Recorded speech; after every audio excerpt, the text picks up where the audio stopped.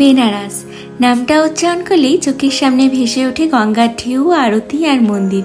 তোমাদের এই চিরচেনা শহর থেকে সরে আজ নিয়ে যাব বেনারসের কোলে এক অচেনা জায়গায়, একটা অদৃশ্য অধ্যায়ে, যেখানে মানুষ আসে তার শেষ দেখতে। আগুনের উত্তাল নাচ, তবে এখানে মৃত্যু মানে দুঃখ নয়, মৃত্যু মানে মুক্তি, মৃত্যু মানে উৎসব। অন্যদিকে রয়েছে সারনাথের নীরব বৌদ্ধ মন্দির, যেখানে শব্দ নয়, নীরবতাই কথা বলে। গৌতম বুদ্ধ তার প্রথম ধর্মচক্র প্রবর্তন করেছিলেন এইখানে। সারনাথের বাতাসে এক অদ্ভুত শান্তি রয়েছে। গঙ্গার ঘাট, কোলাহল, ধূপের গন্ধ, প্রদীপ, ওই পরিবেশের সাথে এই পরিবেশ একটা কন্ট্রাস্টে আছে। বিশাল বিশাল স্তূপ, মন্দিরটা ঘুরে দেখছিলাম, পাখির কিচিরমিচির ছাড়া তেমন কিছুই শোনা যাচ্ছিল না। প্রথমেই চোখে পড়লো ধামেক স্তূপ, বিশাল, প্রাচীন অথচ আশ্চর্য শান্ত। একটা নিস্তব্ধ গাম্ভীর্য আছে এই রীটের মধ্যে। এই স্তূপের সামনে দাঁড়ালেই বোঝা যায় কিভাবে হাজার হাজার বছর আগে মানুষ সত্যের সন্ধান করতেন, ঠিক আমাদের মতন করেই। এই ছোট ছোট স্তূপ, ধ্বংসাবশেষ, প্রাচীন ইটের গাঁথুনি যেন ইতিহাসের নিস্তব্ধ সাক্ষী। মাটির গন্ধে মিশে আছে প্রাচীন জ্ঞানের ছোঁয়া। হাঁটতে হাঁটতে মনে হলো এখানে কেউ চেঁচায় না, কেউ তাড়াহুড়ো করে না, সবাই যেন কিছু না কিছু খুঁজছে।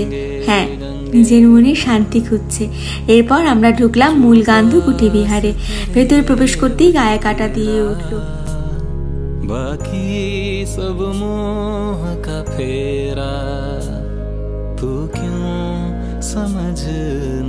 বুদ্ধের জীবনের গল্পগুলো দেওয়ালের বুকে আঁকা, যেন ছবির মধ্যে দিয়ে চলছে তার জীবন, জন্ম, ত্যাগ, ধ্যান, বোধি, এনলাইট। এই যে এই জায়গাটা দেখছো, ঠিক এইভাবেই গৌতম বুদ্ধ এনলাইটেন করেছিলেন তার শিষ্যদের। আর সেই যে স্তূপটা দেখেছিলে বড় গাম্ভীর্য, সেই স্তূপটাতে গৌতম বুদ্ধ শিক্ষাদান করেছিলেন। আমাদের গাইড দাদা ভীষণ ভালোভাবে আমাদেরকে বুঝিয়েছিলেন পুরো সারনাথটা।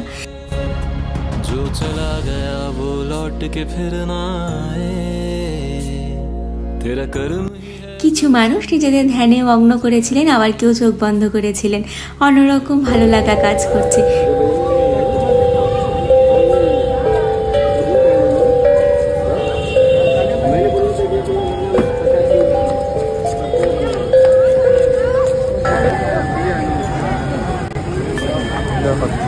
হচ্ছে না?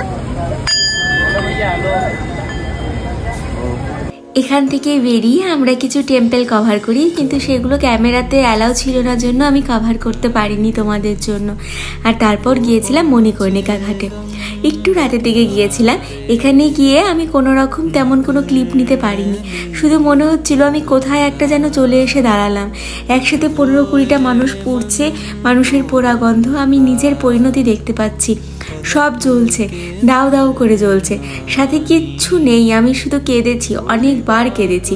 সেখানে দাঁড়িয়ে আমি জানি না আমি কি ফিল করছিলাম, তবে মণিকর্ণিকা ঘাট আমাকে আমার জীবনের নির্মম সত্যটা ঘাট ধরে দেখিয়ে দিয়েছিল।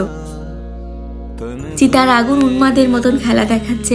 আমি মোবাইল বন্ধ করে শুধু বাস্তবতা দেখেছি ওদিন। সেই রাতের কথা ভাবলে আমার এখনও গলা শুকিয়ে আসছে। তারপর মন ভালো করতে চলে গিয়েছিলাম দিনা চাট ভান্ডারে চাট খেতে। পাপড়ি চাট, টমেটো চাট, আলু টিক্কি আর একটা কি যেন নিয়েছিলাম, আমার মনে পড়ছে না। তবে ভালোই ছিল চাটগুলো, তবে টমেটো চাট যেটা ছিল সেটা দারুণ লাগলো আমার। আর শেষে খেয়েছিলাম এই মিষ্টিটা, তেমন আমার ভালো লাগেনি। আজকে দিনটা আমার ব্লগের মতনই কেটেছে, টক ঝাল মিষ্টি। আজ তবে আসি, চলো টাটা।